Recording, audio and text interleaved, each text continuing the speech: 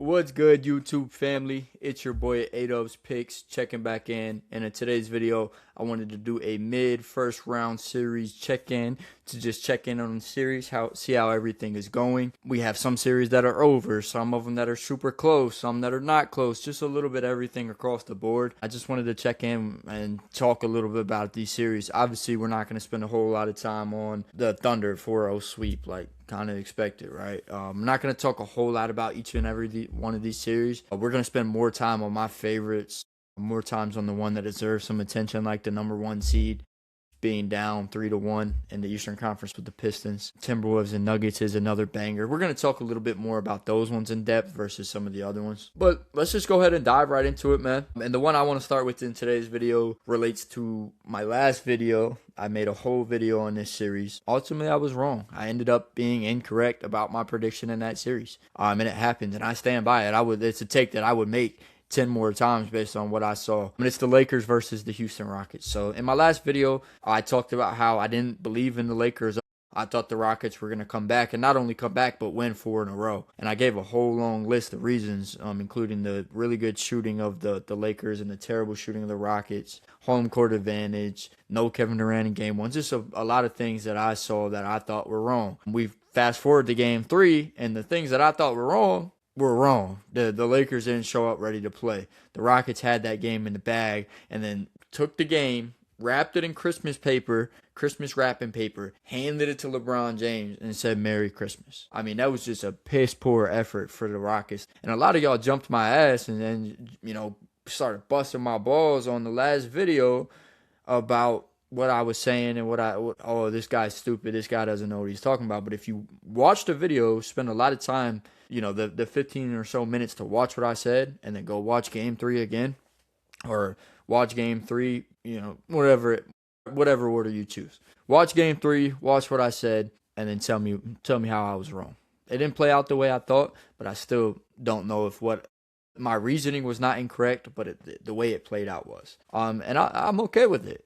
I made a bold take. The team that's losing 2-0 in the series is going to come back and win 4 straight. But I just didn't appreciate the fact that it felt like people didn't even watch what I said. They just, oh, this guy sucks. This guy sucks. You know what I'm saying? But some people agreed. So it goes all in all there. Great series from the Lakers. Well played. They deserve a lot of credit. LeBron James deserves the most credit for taking a team of nobodies again to being somebody's again. He saved the day, right? We've seen LeBron James do it plenty of other times and doing it at a much higher level for a much longer time. So I'm not super surprised, but then again, this guy is 41 years old. So shout out to LeBron. He deserves nothing but props the way he played this series. And they have control. They're probably going to close it out in crypto next game and take that one. So I can admit when I was wrong. Although I don't know if my reasoning was wrong, how it played out was wrong, which is okay. The Rockets didn't win 4 straight. Like I said, it's a take that I feel comfortable with, and I would make 10 times over. So, yeah, shout out. I mean, that was my most viewed video ever, which is pretty cool. Almost 200 views, 20 comments. I mean, TikTok people were mad on there. I mean, whatever. I was wrong. It's okay. So, not a bad take, just not one that went my way. And that's, if I'm going to get on here and talk about it, I mean, that's the name of the game. So once again, shout out to the Lakers. Very well deserving. They played a great series. But ultimately, it's a funeral. They're getting dressed up. They're putting their suit and tie on to go play OKC and get absolutely busted. Whether they have Luka, whether they have Reeves, I don't know if they even win a game in that series. So I'm a huge Lakers hater. I don't like the Lakers. I don't like Luka Doncic. I don't like the way they play. I never have outside of Kobe Bryant years, which I guess is most of my life was Kobe Bryant years. But Anthony Davis, I mean, I just never been a fan of the Lakers. But unbiased, they're not good. It's just straight up, they're not good. They had a 1-month stretch where they would play good basketball. But right now, their problem is offense. They don't have enough offense. Luka Doncic comes back. Guess what? They don't have enough of defense. So it's just a funeral. They're getting ready to go to their own funeral. And we don't got to spend a whole lot of time on the OKC series, right? They obviously won 4-0. Shea looked bad in game 1. And sorry if I seem a little dead in this video, too. I recorded all this already. Not proud of it, man enough to say it. My microphone was across the room. I didn't bring my mic close to me. I plugged it in and set it over here. So I don't know what happened there. But I recorded all of this up until this point already. Yeah, so, I mean, we'll just get back to the main points here. Shea looked really good outside of game 1. Even then, he did what he had to do. At Holmgren, give you 24 and 12 in a closeout game. Book was kind of just giving you 20. Like, Dylan Brooks, amazing series. I mean, shout out to the Suns, too. Although they got swept and bounced in the first round, they deserve a lot of credit because I didn't even expect them to make the playoffs. Like, I had lottery expectations for this team. Like, maybe, like, top 5 pick expectations for this team. Just looking at the roster, no big man. Like, I just did not expect the Suns to be good at all. So, the fact that they can win 40-plus games, sneak in as the 8th seed, sucks they have to play OKC and get bounced, but they deserve a lot of credit. And we're going to talk, they're the first team to get bounced. We're going to do a whole video on what's next for these teams that lose in the first round coming up. So be on the lookout for that. But shout out to the Suns, man. They played well, had a good season, exceeded expectations, just ran into a juggernaut in the first round. We'll bounce out east. And this is a game that's actually on right now. I don't know the score. I'm recording. But New York Knicks versus the Atlanta Hawks. The series is 2-2 at the time of recording with game 5 going on. So this has been a really fun one. What I noticed in this series is the fact that games 1 and 4 are the ones that the Knicks won. Game 1 and 4, the similarities for me is the defensive side of the ball for the Knicks was outstanding. And Karl-Anthony Towns balled out in both games 1 and 4 as well. Had a triple-double in game 4, 25 points in game 1. That's the difference maker in this series. Can Karl-Anthony Towns show up, and can the Knicks play good defense? If both of those things happen, the Knicks might win these next 2 games and get the Hawks out of here in 6 like I originally predicted. But I didn't know the Hawks were going to make it this close. I knew they'd get some games, but the Hawks have picked up games down the stretch. CJ McCollum has been awesome. But that's another thing that the Knicks did really well in game 4. Took CJ McCollum out. A lot of Josh Hart looks on CJ McCollum, which really transformed the game and how it was played. Forced the ball into other people's hands. And if you take it out of CJ's hands, you give it to Jalen Johnson, who's now getting guarded by Anunoby. I think that worked perfectly for the Knicks. So I like to see how the Hawks adjust in this the game that's happening right now. But once again, if Cat shows up and the Knicks play good defense, they win this one pretty convincingly. It is the most volatile series at the moment. Cleveland and Toronto is 2-2 as well. And that's where we'll go next. We'll just say out east, we'll go 2-2. So out east, Cleveland and Toronto are tied 2-2. This is one that I haven't got to watch a ton of personally. I just haven't actually got to sit down and enjoy a full one of these games. Except game 1. I saw a lot of game 1. But we go 2-0 Cleveland. Toronto comes back, wins 2 in a row at home, ties it up. It's 2-2. I originally predicted this one to go to 7. A lot of people called me dumb for that too. Look where we're at now. It's still, obviously, we've got to each win one more game to get to 7. But I think Toronto wins this game, wins this series. And it's exactly why I predicted. Their defense has been pretty overwhelming for Cleveland.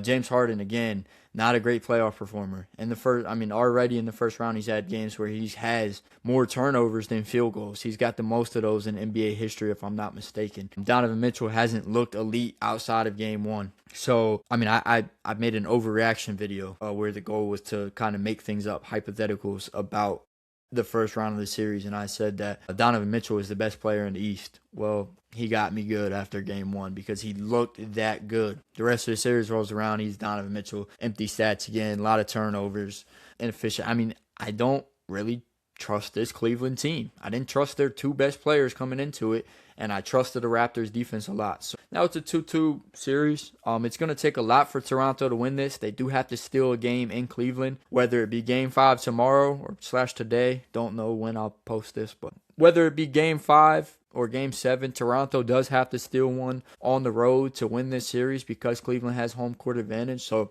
it's possible. I think it would more than likely be game 7. I think Cleveland wins this one. Toronto wins 6, and Toronto wins 7. That would be my prediction for the rest of this series. But game 5 is going to matter a lot. It's going to swing the momentum. So it's like I said, haven't got to watch a ton of it. A lot of highlights, a lot of box score watching for me in this series. But my prediction still stands strong. The defense of Toronto, from what I have seen, has been overwhelming. And the Cavaliers are gonna blow it. It's a 4-5 matchup. It's not that crazy. Toronto can win this series if they get a game on the road. Let's go ahead and pivot back out west. We'll save the best for last. We'll go San Antonio Spurs versus the Trailblazers next. Pretty much They split the first 2 games, right? Wemby goes down, face plants, gets a concussion, but Wemby's back. The Spurs are firing all cylinders. Fox just had a crazy game 4. I think it was 28 points. Wemby looks good in the 2 games he's played. They obviously lost that 1 game. I think that's the only one they'll lose. Their defense looks amazing. Stephon Castle is playing really well. The Blazers' strategy is to let him shoot, and he hasn't been inefficient. He hasn't been dumb and taking stupid turnovers. I don't know if the Blazers are the best team to do that. They kind of let people shoot anyways during the regular season. Klingen's not stepping out on nothing. Like, I don't know. The Blazers put up a decent fight, but it's just ultimately not going to be enough. The Spurs are going to take this one pretty convincingly and close this out probably next game in Game 5. So, shout out to the Spurs for what they've done. They look pretty good. Wemby missed the 1 game. No big deal. They go ahead and take this one pretty convincingly at San Antonio for Game 5. Back out east, another series in a 3-1 kind of mid spot, right? Not a whole lot to talk about here. I believe this game is on right now as I speak too. I don't know which one's on right now, if I'm being honest. It's the Celtics and Sixers that's on right now as I talk. The Knicks and the Hawks is the one that I get to catch most of. Either way, though, Boston's up. Tatum and Brown are doing their thing. They are elite. And the presence of the bench and the defense of Boston has just been too much for Philly. Embiid comes back in Game 4 and has the ball the whole game, the highest usage rate in the playoffs ever. And you could tell, watching that game, it was Embiid or nothing. Maxey was very quiet. Oubre, Paul George, these guys were just nowhere to be found. There was a lot of Embiid post-ups, a lot of Embiid pick and rolls, a lot of everything Joel Embiid related. And I love Joel. I love the way he plays, but I think they played right in Joe Mazzulla's hands and gave them what they wanted. There's a couple times Vucevic was getting baked and nobody cared. Like, everyone just clapped it up like, good job, Joel. Or he was hitting mid-ranges over Vooch. Vooch wasn't stepping out. It just seemed like almost like, sorry, Nick Nurse, you're an idiot. Like, that's what we wanted. Especially because Boston struggles with guards all season anyway. So to take the ball out of Tyrese Maxey's hand, who has been taking 30-plus shots a night in this series, and you're only down 2-1. They stole a game already. To take it out of Maxey's hand and force feed Embiid just seems stupid. And the bench of Boston, on the other hand, has been amazing. Pritchard had that huge, it was Game 4, I think, Pritch. Pritch has been pretty good outside of the first 2, I believe. So, Celtics ultimately probably close this one out tonight. I don't know the score of the game right now. I don't know what it looks like. But Celtics close this one out tonight. If not tonight, they'll close it out in 6 and move on to the next round. The last 2 series we're going to talk about are personally some of my favorites, or the 2 favorites that I have. So we'll go Timberwolves and Nuggets first. Right now, Timberwolves are up 3-2. Anthony Edwards is probably out for the rest of this series. Dante DiVincenzo has already been officially ruled out for the rest of the season. No Ant in Game 5. No DiVincenzo in Game 5. Both hurt. The Nuggets pretty convincingly win this one to stay alive. But the Nuggets have looked bad, man. Their defense has been awful. Like, I don't know how people didn't notice this beforehand. They were like bottom 10 in net rating and defense coming into this. We're acting like this is a great basketball team. Yeah, they landed as the 3 seed. Yeah, Jokic is really, really good. That's another thing, though. Jokic is getting baked, boy. Oh, my NBA Twitter is insane right now. It's so much Shea love. Shea is getting so much love on Twitter, and Jokic is just getting baked.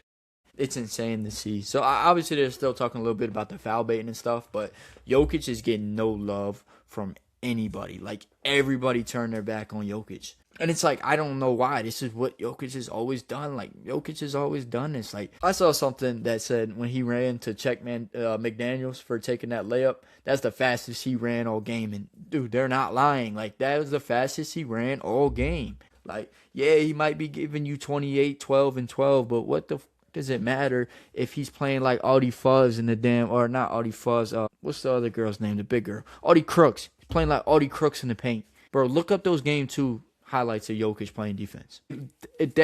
Compare that side by side with Audie Crooks. Bro, I don't know if I have the editing skills to grab Audie Crooks and Jokic and put them side by side right here in this video, but if I do, I'm going to do it. And they look similar, dog. But I don't know where this is coming. This has been Jokic his whole career. Sure, the numbers look cool, bro. Sure, the box score looks cool. Sure, he makes the highlight plays. Sure, he's one leg fadeaway. Jokic is great. One of the greatest we've ever seen. I'm not personally turning my back on him, but this is what he's always been. What you're seeing in this series, how he's getting exposed by Rudy Gobert on the offensive end, and how he's getting absolutely baked by everyone else on the Timberwolves on the defensive end, that's who Jokic is. Shout out to Murray. Murray's looked good. Christian Brown, terrible. Not good at basketball. Absolutely put a ski mask on, kicked the door down, and robbed them for, I think it was $125 million. I don't know. The Nuggets, I wasn't super high on the Nuggets. And if you go back and you watch, I posted a video a couple weeks ago before the playoffs started about my dark horse and the playoffs. And if you go watch that video, I'll put a link to it right here, a little sticker you can click on and go watch this video. If you go watch what I say in this video, it's right on the money. The whole time I'm talking about the Timberwolves, this video is about my dark horse coming into the playoffs is the Minnesota Timberwolves. And I talk about the DeSumo pickup, how huge that was. I talk about their defense and how they can make these games ugly. I talk about Anthony Edwards and the X factor that he is. I talk about how they can make games ugly and they have a rotation of 8 to 9 guys that can come on the floor and play good basketball and how they can compete with anybody. I also mentioned that they're my third team coming into the Western Conference Finals. OKC, San Antonio, and Minnesota. Before, I kind of fell victim to, Ant wasn't playing. McDaniels was out for a little bit. I kind of fell victim to the Nuggets hype, and I said that the Nuggets would win this series in 7. And they very well still could with no Anthony Edwards. I'm not writing the Nuggets off. If they win it, cool. But we all know who the real Nuggets are at this point after this series. No defense, struggle. It's just, I don't know. But if you go back, my main point is I like the Timberwolves a lot coming into the playoffs. And I went back and I watched that video again today myself. And I was like, wow, everything that you said is going on. It's a good watch. I talk a lot about how it translates to the playoffs and everything. But I don't know. This is a tough one. I don't know what's going to happen the rest of this series with no Anthony Edwards and no DiVincenzo. DiVincenzo is a big piece to the Timberwolves. So I hope they pull it off, bro. I hope they pull it off. I do. I hope they win this next game, bro. The next one is in Minnesota. It would just be huge. And I don't know. Terrence Shannon needs some more minutes. He had 15, I think, in less than 15 minutes last game. They need another big game from somebody unexpected. Like DeSumo dropping 40 to go up 3-1, not expected. They need a big game. They're going to get their McDaniels and their Randall games, and Gobert is going to do his thing. DeSumo is going to look all right. They need a lot of points from an unexpected source. They need to take into account what McDaniel said and say the game plan is go at these guys. He can't defend, and he was right. None of them can. So they need a lot of points from an unexpected source. They need to spark, whether it be Terrence Shannon, Bones Highland. Those are my guys I'm watching in Game 6, hoping that they pull it off because I just don't like the Nuggets. It is what it is. I don't like the Nuggets. As a Thunder fan, I'd rather play the Timberwolves than the Nuggets just because Jokic is not he's not a pushover. I'm not turning my back on Jokic, but at the end of the day, I know the real Jokic. I know he doesn't play defense. I knew all this already. I don't care what NBA Twitter is saying. All in all, though, great series. Been a lot of great games. I just wish we weren't robbed of Anthony Edwards being out, man. With Anthony Edwards in, this is a different ball game. But we'll see how it goes, man. We'll see if the Timberwolves can close it out. Hopefully the next game. Because I really want them to. I do. I really want them to. That leaves us to a 1-8 seed. The Orlando Magic have been just trash all season, man. Mosley was supposed to be fired. I think he might be the only guy to get rehired after being fired from the same team. He was good as gone. Especially if this series went the wrong way. And he's done what he's needed to do in this series. The Magic are up 3-1 against the Detroit Pistons. The 8 seed is on the verge of advancing.